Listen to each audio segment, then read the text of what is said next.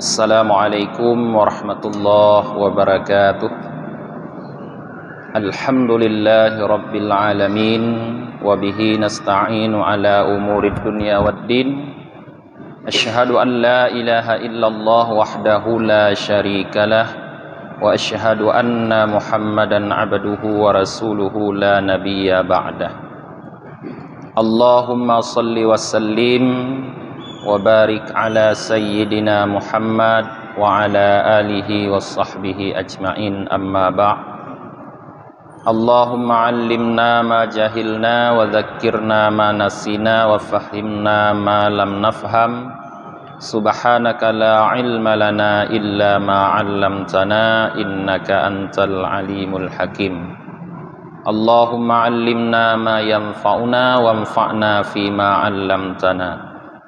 Rabbi syrah li sadari wa yassir li amri wahlul 'uqdatam min lisani yafqahu qawli. Jamaah Maghrib yang dirahmati oleh Allah Subhanahu wa taala, kita lanjutkan kembali kajian tasawuf kita. Sambungan malam minggu yang lalu masih tentang kelebihan saling berkasih sayang. Qala al-musannifu rahimahullah wa naf'ana bihi wa bi'ulumihi wa barakatihi amin ya rabbal alamin. Hikayatan marra 'abidum min bani Israil ala katsibin min ramlin wa qad asabat bani Israil maja'atan 'azimah fatamanna fi nafsihi anna hadha law kana daqiqan la ashba'a bihi bani Israil. Fa auhallahu ila nabiyyin min bani Israil an qul li fulan innallaha ta'ala qad aujaba laka minal ajr ma law kana daqiqan wa ashba'ta bihin nas. Walidzalika qala Rasulullah sallallahu alaihi wasallam niyatul mu'mini khairum min amalihi. Ada satu cerita para jamaah, di masa dulu di kalangan Bani Israel ada seorang abid ahli ibadah. Nah, beliau melewati sebuah bukit pasir. Di saat itu Bani Israel sedang ditimpa oleh krisis ekonomi. Kalau bahasa sekarang, bahasa zaman dulu maja'atan azimah, yaitu kelaparan yang sangat parah. Sedang terjadi krisis ekonomi sehingga membuat bangsa Israel menderita kelaparan. Jadi di saat seorang abid itu melewati sebuah gundukan pegunungan pasir, beliau di dalam dirinya bercita-cita anna hadza law kana daqiqan, bahwa seandainya gunung pasir itu adalah tepung, la ashba'u bihi bani Israil, sungguh aku akan membuat kenyang dengan tepung tersebut Bani Israel. Itu cita-cita yang ada di dalam hati orang abid itu di saat melihat ada gundukan gunung pasir. Beliau ingin sekali seandainya gunung pasir itu adalah tepung, maka beliau akan olah mungkin jadi roti untuk diberikan makan orang Bani Israel yang sedang ditimpa kelaparan. Nah, dari sebab keinginan dalam hatinya, niat yang ada dalam hatinya tersebut diketahui oleh Allah Subhanahu wa taala. Maka Allah turunkan wahyu kepada seorang nabi di kalangan Bani Israel untuk mengatakan kepada si fulan, si abid tersebut, bahwa Allah menjadikan bagi dia pahala seandainya benar-benar itu tepung dan dia membuat seluruh orang Bani Israel menjadi kenyang. Bagaimana besarnya pahala? Kalau seandainya itu benar tepung, satu gunung pasir, gundukan pasir itu benar tepung, dan dia berikan makan kepada seluruh Bani Israel. Bagaimana besarnya pahala? Seperti itulah telah Allah berikan pahala kepada dia dengan sebab keinginan niat yang ada dalam hatinya, kata Allah.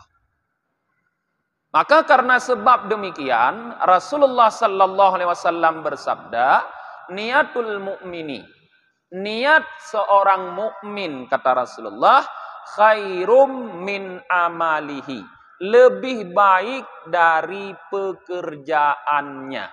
Artinya, niat yang dalam hati ini lebih baik daripada pekerjaan anggota tubuh, kata Rasulullah. Jamaah yang dirahmati Allah, di sini kita dapat melihat dalam sedikit cerita ini bahwa di dalam diri orang ini, di saat dia bercita-cita demikian, sudah pasti ada kasih sayang terhadap bangsanya di saat itu. Dia melihat bangsanya sedang kelaparan. Ada dalam dirinya jiwa yang berbelas kasih. Sehingga dia ingin kalau seandainya gundukan pasir itu tepung akan diberikan kepada saudara-saudaranya biar mereka semua merasa kenyang, terbebas daripada kelaparan. Ini adalah sikap penyayang, sikap pengasih, sikap rahmat yang diinginkan oleh Allah ada pada hambanya. Karena Allah Maha Rahmat. Kita bisa melihat dalam Asmaul Husna sangat banyak nama-nama yang menunjukkan bagaimana Allah berkasih sayang. Ar-Rahman, Ar-Rahim, Ar-Rauf, Al-Latif, Al-Halim. Banyak nama-nama Allah yang menunjukkan Allah ini lembut, kasih sayang, pemurah. Banyak sekali nama-nama Allah seperti itu. Maka Allah ingin kita juga berkasih sayang terhadap sesama makhluk. Maka niat kasih sayangnya dalam hati itu sudah dicatat oleh Allah walaupun dia tidak bisa melakukan apa yang diniatkan. Karena tidak mungkin gundukan pasir berubah jadi tepung. Nah, yang dilihat oleh Allah adalah jiwanya, belas kasihnya, niat baiknya kepada orang yang lain. Maka ini perlu kita contoh para jemaah. Nah, di saat seperti sekarang, harga-harga bahan pokok naik semuanya. Nah, berapa harga gula pasir? Berapa harga minyak goreng sekarang kan? Berapa harga bahan-bahan pokok naik semuanya? Bisakah kita yang mempunyai kelebihan berniat paling kurang dulu? Seandainya Allah berikan kelebihan kepada kita akan membantu saudara-saudara kita yang mungkin susah mereka sekarang untuk beli minyak goreng. Susah bagi mereka sekarang untuk beli gula pasir. Susah bagi mereka sekarang untuk beli ikan. Adakah niat tersebut? Kalau ada niat, walaupun mungkin nanti kita tidak sempat melakukan, Allah juga akan memberikan kita seperti yang Allah berikan kepada abid daripada Bani Israel. Bahkan lebih banyak. Kenapa lebih banyak? Karena kecil ibadah yang dilakukan oleh umat Muhammad, tapi balasannya bisa melebihi ibadah yang sangat besar yang dilakukan oleh umat-umat zaman dahulu. Di antara contoh bandingan ibadah, pahala ibadah yang Allah berikan. Dulu ada seorang nabi di kalangan Bani Israel namanya Syam'un. Nah, seorang nabi yang terkenal kuat dan bahkan ada dibuatkan film.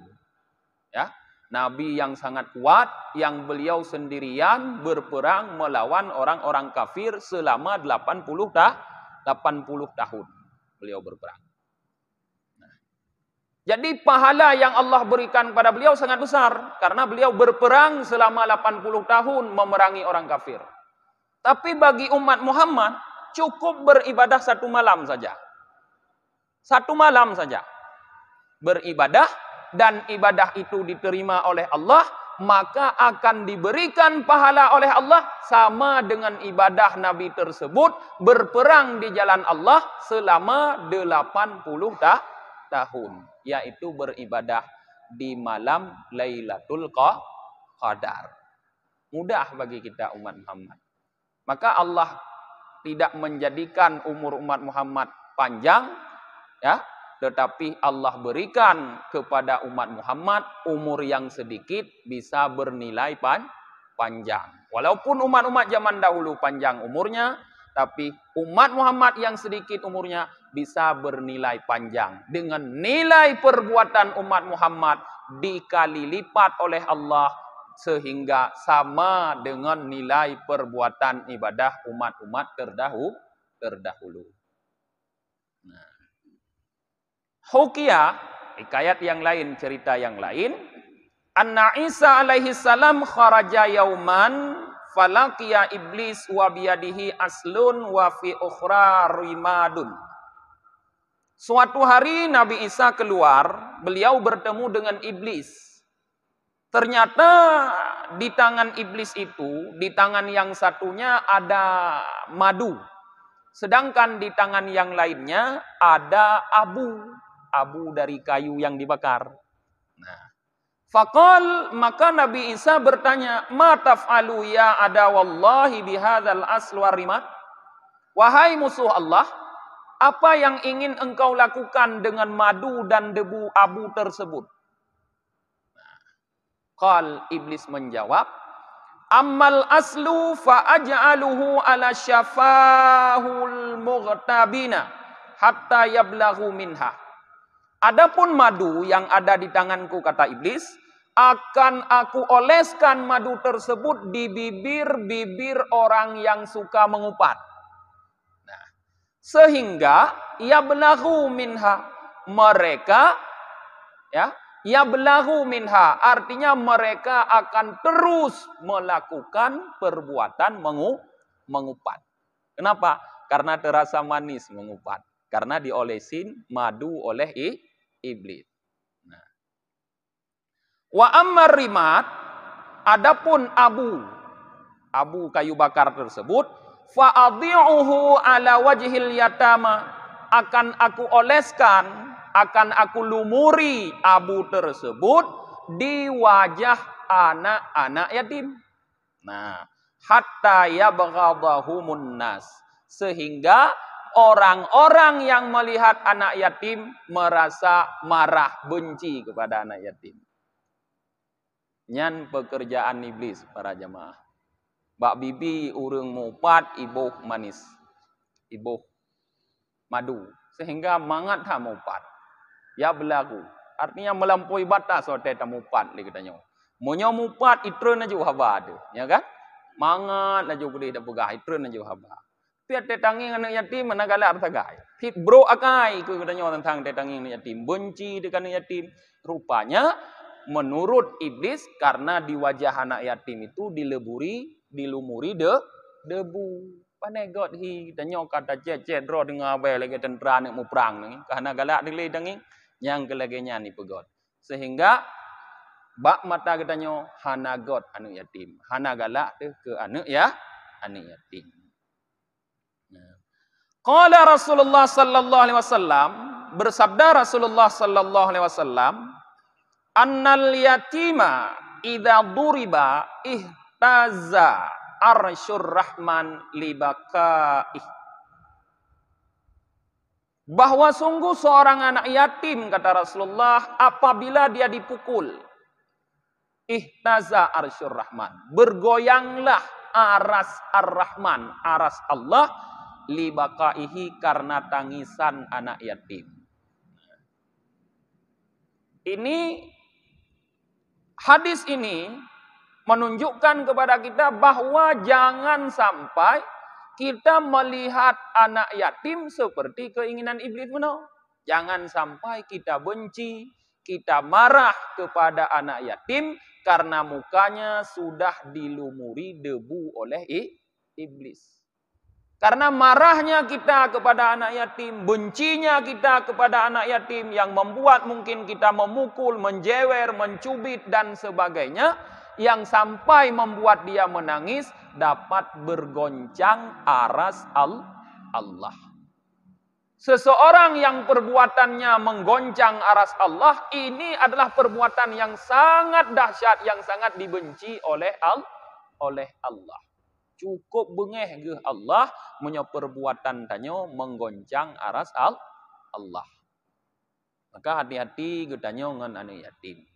Harus berbuat rahmat, berbuat kasih sayang getanyo kepada anak-anak yatim. Sudah ada 2 contoh. Contoh yang dalam hikayat pertama, orang-orang yang ditimpa kelaparan. Artinya orang yang sedang ekonominya tertekan. Urang gasin matanya, urang fakir. Perlu kita berbuat kasih sayang kepada mereka. Contoh yang kedua dalam hikayat yang kedua dan hadis Rasulullah, anak yatim. Kita perlu berkasih sayang kepada mereka.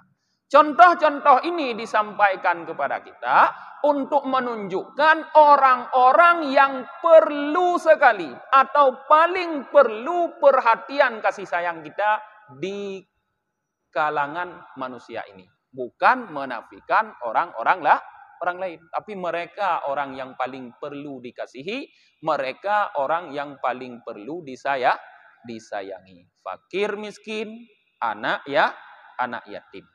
Di saat anak yatim menangis, aras Allah menjadi goncang, fayaqulullahu azza wa jal, maka Allah berfirman, ya malaikati, kata Allah, hai malaikatku, man abka hadzal sabi alladhi ghaibat abahu fiturab. Siapa yang telah membuat anak yang ayahnya telah mati ini menangis?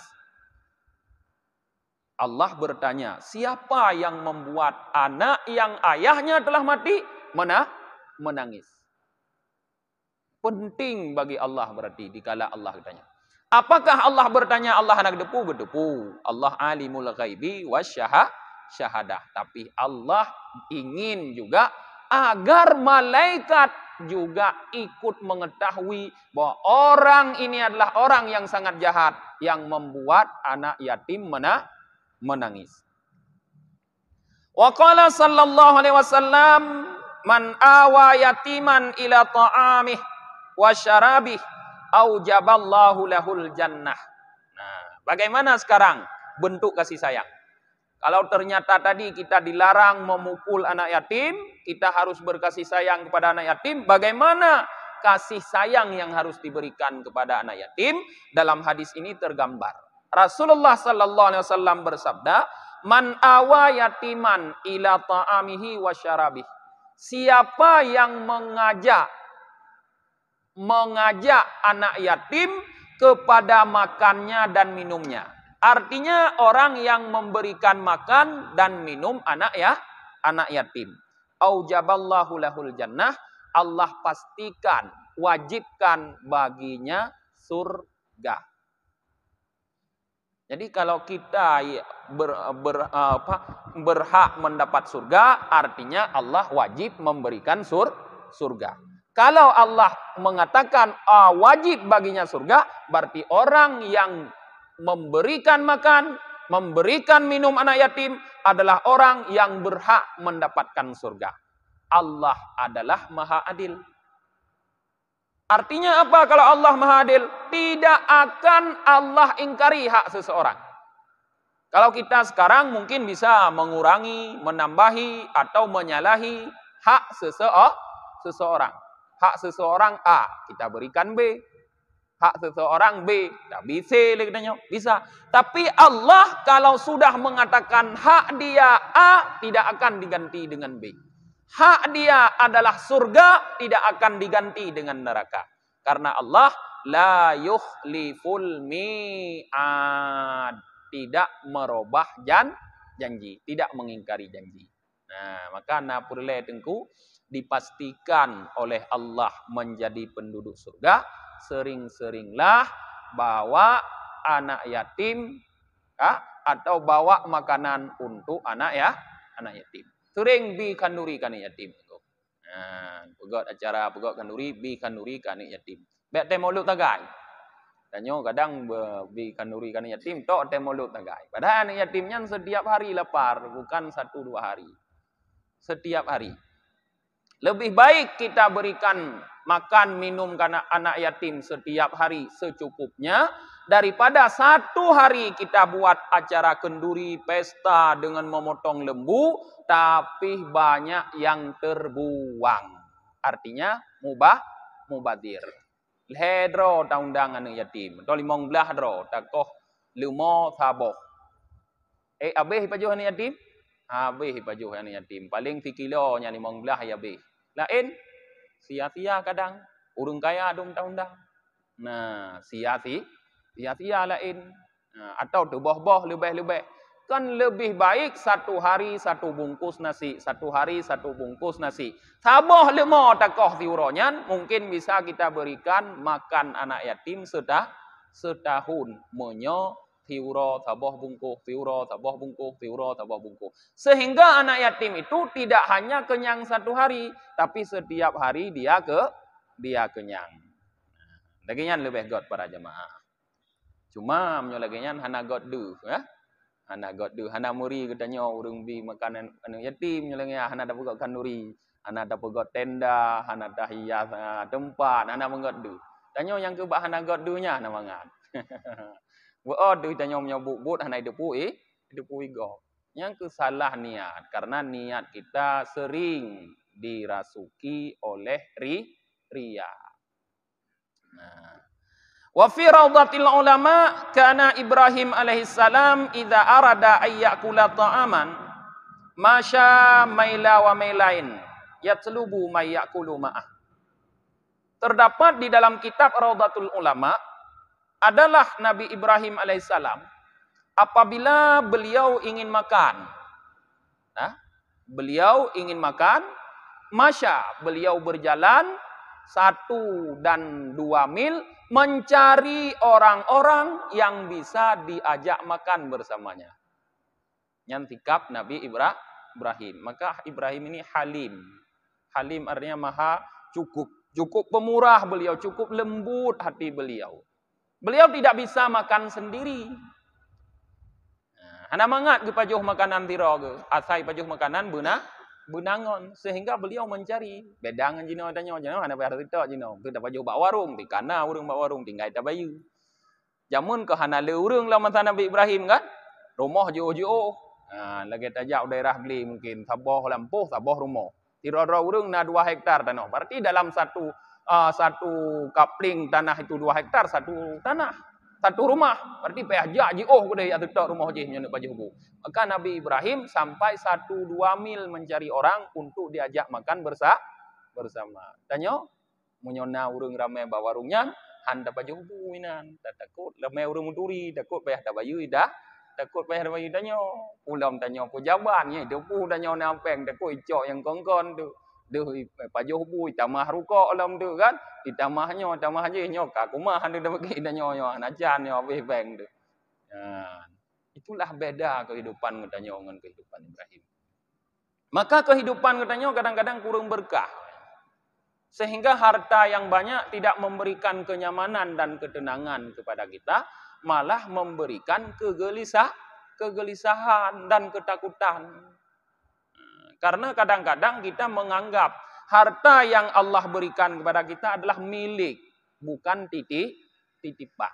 Kalau dianggap harta yang diberikan oleh Allah kepada kita milik, maka susah untuk berbagi dengan orang lain. Tapi kalau kita menganggap harta yang Allah berikan kepada kita adalah titipan, mudah bagi kita untuk membagi karena bukan milik kita. Kita bagi ke kau mudah aja. Kita butuh cuma berapa, lebihnya bagi untuk orang lain, terutama orang-orang yang dekat dengan kita, baik kerabat, jiran, atau orang-orang lain yang sangat membutuhkan, baik orang yang meminta-minta ataupun orang yang tidak meminta. Nyo bentuk bagaimana kasih sayangnya Nabi Ibrahim kepada sesama manusia. Kemudian tentang Sayyidina Ali. Wa baka Ali karamallahu wajha yauman. Suatu hari Sayyidina Ali menangis. Faqila ma yabkika. Maka ada orang yang bertanya, "Wahai Ali, apa yang membuat engkau menangis?" Qal, Sayyidina Ali menjawab, "Lam ya'tini dhaifa mundu sab'ati ayyam." Yang membuat saya menangis adalah sudah 7 hari saya tidak kedatangan tamu. 7 hurah kailung hana terus jame. Geklik Sayyidina Ali. 7 hurah hana terus jame. Tanya susah dapat terus jame. Trip dai wo. Ludah dah beru tu. Nyan susah tanya ka. Tu terus jame kampung pulau terus abah rombongan yang kata susah ada. Nah, Sayyidina Ali hana terus jame sedih. Wah, geklik. Kenapa? Fa akhafu ayyakun Allah kat ahanani. Alasannya menurut Sayyidina Ali, aku takut kadang bahwa Allah kat ahanani sudah menghinakan aku. Nah, artinya kalau Allah tidak mengirimkan tamu dalam setiap minggu ke rumah Sayyidina Ali, beliau menganggap Allah sudah tidak peduli, sudah menghinakan beliau. Menurut beliau sangat mulia kalau kita mampu memberikan makanan kepada orang lain. Maka kalau ada orang yang datang ke rumah kita, lalu kita berikan makanan, ini adalah sangat mulia. Artinya, menyotanek pikir, gedanya jid kewakil Allah untuk menyalurkan rizki kepada orang lain. Nyo Sayyidina Ali tengok. Kalau kita baca sejarah, mungkin di antara kita yang hadir di masjid ini, tidak ada yang miskin semiskin Sayyidina Ali. Cukup miskin Sayyidina Ali. Sehingga Sayyidah Fatimah, anak Nabi Muhammad sallallahu alaihi wasallam, istri Sayyidina Ali, harus bekerja memerah tepung, memerah susu, menggiling tepung, harus bekerja. Anak Nabi, tuturah bagdanya jino anak presiden. Enggak? Gasin harus bekerja. Ya ramah tepung, pegak roti bagok. Harus bekerja memerah susu dari sapi atau dari unta. Anak Nabi. Dan pernah suatu hari Rasulullah mendatangi rumah anaknya Fatimah, istri Sayyidina Ali. Beliau dalam keadaan sakit beliau demam, yang padahal kalau demam butuh selimut yang tebal, tapi tidak ada di rumah Ali selimut. Sehingga Fatimah menggigil, tidak bisa ditutupi dengan selimut. Gasin tak Sayyidina Ali. Tapi beliau masih berharap setiap hari ada tamu yang datang ke rumah beliau, yang beliau bisa memberikan makanan kepada tamu tersebut. Malay danyo menyodakalan sejarah Sayyidina Ali para jemaah. Cukup berat malay tu. Ditna lagi danyo. Thang maeh tirau rung tapi makanan tiga gotruh han mungkin gasin kan. Tapi Sayyidina Ali tika gasin. Tapi dengan gasinnya masih berharap terus datang tamu. Bahkan dalam hadis-hadis Rasulullah menjelaskan sebenarnya, bahwa tamu yang datang ke rumah kita itu membawa rizki. Kata Rasulullah. Bukan menghabiskan rizki, membawa rizki. Artinya Allah buka pintu rizki. Berarti rizki tamu kagejuk bak tanya oleh Allah Ta'ala. Pokok gejuk langsung. Tapi karena bak tempat tanya, gejuk melalui tanya yang bagi. Gesinggahkan bak oleh Allah bak tanya. Sehingga kita nampak orang banyak rizki. Padahal rizki tamu. Makanya saya kena terus jamai fitnah apa yang geroi. Nah, gebi oleh Allah Ta'ala. Nyan Sayyidina Ali. Kemudian waqala Rasulullah sallallahu alaihi wasallam, dan bersabda Rasulullah sallallahu alaihi wasallam, man at'ama ja'ian yuridu bihi wajhallah wajabat lahul jannah. Barang siapa yang memberi makan orang lapar, yang dia menghendaki dengan perbuatannya tersebut wajah Allah, zat Allah. Artinya ikhlas kepada Allah, dia memberi makan orang yang kelaparan, maka wajabat lahul jannah. Wajib baginya surga. Sama lagi munau. Lagi bi makanan dan minuman anu ya yatim. Memberi makanan orang lapar juga Allah berikan surga sebagai ganjarannya. Wa man mana'a ta'ama anil ja'i'i mana Allahu anhu fadluhu yaumal qiyamah wa adzabahu finnar. Sebaliknya, siapa saja yang menegah makanan terhadap orang yang lapar, artinya tidak mau memberikan makanan terhadap orang yang lapar, mana Allahu anhu fadlahu. Nanti pada hari kiamat, yaumal qiyamah, Allah tegah. Artinya Allah tidak akan berikan untuk dia karunia Allah pada hari kiamat, bahkan adzabahu finnar. Allah azab dia dalam api neraka. Kehati-hati katanya merumpok ngan sajan ngan urang deuk. Nyan kana tugas de dengku. Nya merumpok ngan urang deuk kana kewajiban tanya tapi makanan. Mamunyo haik tapi lebih got dah dongik rumah. Ana merumpok ngan urang deuk kah? Nya tereng di kidai le merumpok ngan urang deuk. Ulam ni kidai le urang minta terekah. Kadang ti betul-betul deuk ban gelake katanya ana roh tapi nyan bahaya tat. Dengan sebab nyan karunia Allah untuk orang akhirat. Ge tun li Allah han gebi kegedanya. Wa qala Rasulullah sallallahu alaihi wasallam as-sakhiyu qaribum minallah qaribum minal jannah qaribum minan nas. Ba'idum minan nar wal bakhilu ba'idum minallah ba'idum minal jannah ba'idum minan nas qaribum minan nar. Rasulullah sallallahu alaihi wasallam bersabda, orang yang pemurah dekat dengan Allah, dekat dengan surga, dan dekat dengan manusia. Jauh daripada neraka. Sedangkan orang yang pelit, yang bakil, jauh daripada Allah, jauh daripada surga, jauh daripada manusia, tetapi dekat dengan neraka. Yang sikap katanya. Jadi membuat kita dekat dengan Allah dengan sikap. Membuat kita jauh dengan Allah juga bisa dengan sikap. Yaitu dermawan, pemurah, dan pelit. Tinggal pilih dan yang tegak akibat yang hendak peroleh. Wa qala sallallahu alaihi wasallam al-jahilu sakhiyu ahabbu ila Allah minal abidil bakhil. Dan Rasulullah juga bersabda bahwa orang yang bodoh, yang dermawan lebih dicintai Allah daripada orang yang ahli ibadah tapi pelit. Dan yang lama sujud, yang Jumaat semayang tapi krit, yang lebih gegalak oleh Allah urang bangai ilwa yang pemurah. Wa qala sallallahu alaihi wasallam idza kana yaumul qiyamah yadkhulul jannah arba'ati bighairi hisab. Apabila hari kiamat sudah terjadi, kata Rasulullah, akan masuk ke dalam surga 4 golongan orang tanpa melalui pemeriksaan, tanpa dihisab. Anak tanyang sapu, langsung tamang surga. Siapa mereka? Al-alimul ladzi ya'malu bi'ilmih. Yang pertama orang alim yang beramal dengan ilmunya. Iban yang gepegah ke gop, na gepubut ke roh. Urang malim lagi nya. Iban yang gepubut gop, na gepelaku ke roh. Nyan gebetameng surga oleh Allah tanpa melewati pemeriksaan. Hana lewat pos pemeriksaan, langsung masuk surga.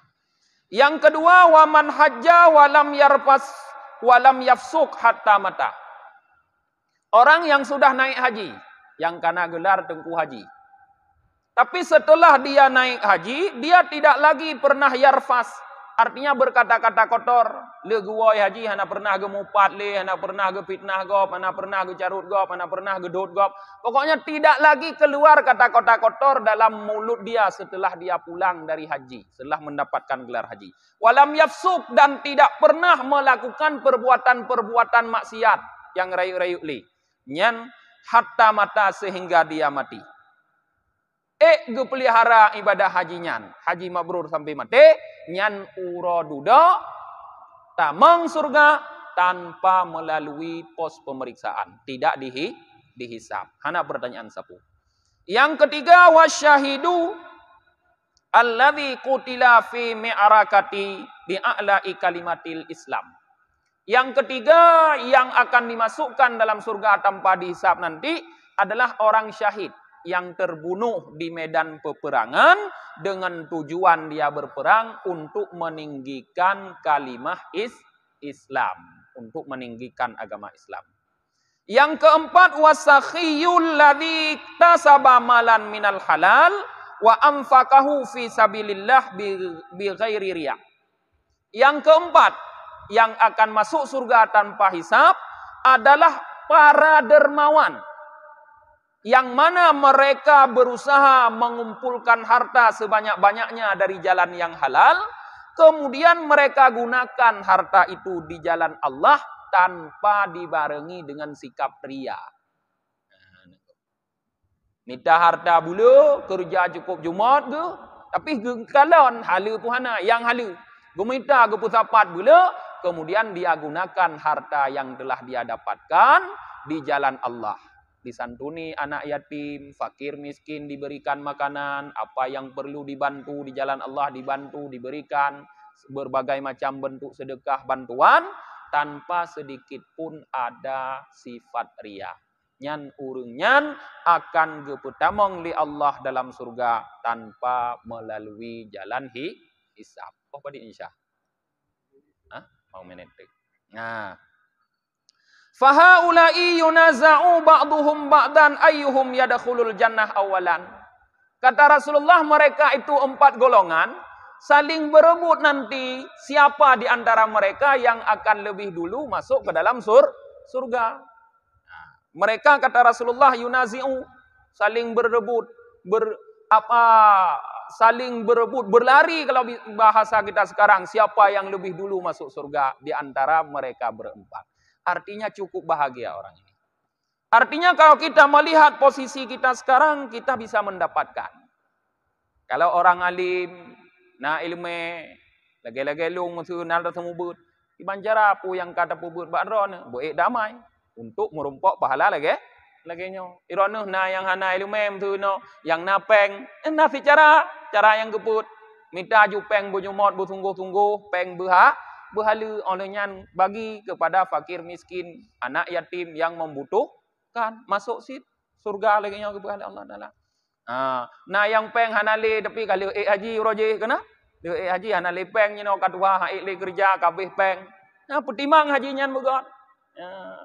Baik le haji tinggal geroi deh Mekah dan nyawa kono ana muri bile petimang haji nyan begot. Baik le galak berhaba yang kongkon ibadah begot berpetamang surga li Allah bi ghairi hisab, tanpa hisab juga. Yang ke lehnya kapayah damida syahid. Ya kan? Panena tamu perang dalam kita nyojino. Leboh yang menteng mudah damida. Yang kali haji tinggal petimang haji, yang kaya gunakan kekayaan, yang na ilmu gunakan amalkan ilmu. Insyaallah akan masuk surga tanpa hisab. Nah, sabar tu. Wa ani Ibnu Abbas qal. Ibnu Abbas berkata, qala Rasulullah sallallahu alaihi wasallam, bersabda Rasulullah sallallahu alaihi wasallam, inna lillahi ibadan yahtasimuhum bin na'mi limanafi'il ibad. Allah memiliki para hamba-hamba yang Allah khususkan mereka dengan nikmat. Artinya Allah berikan berbagai macam nikmat untuk mereka.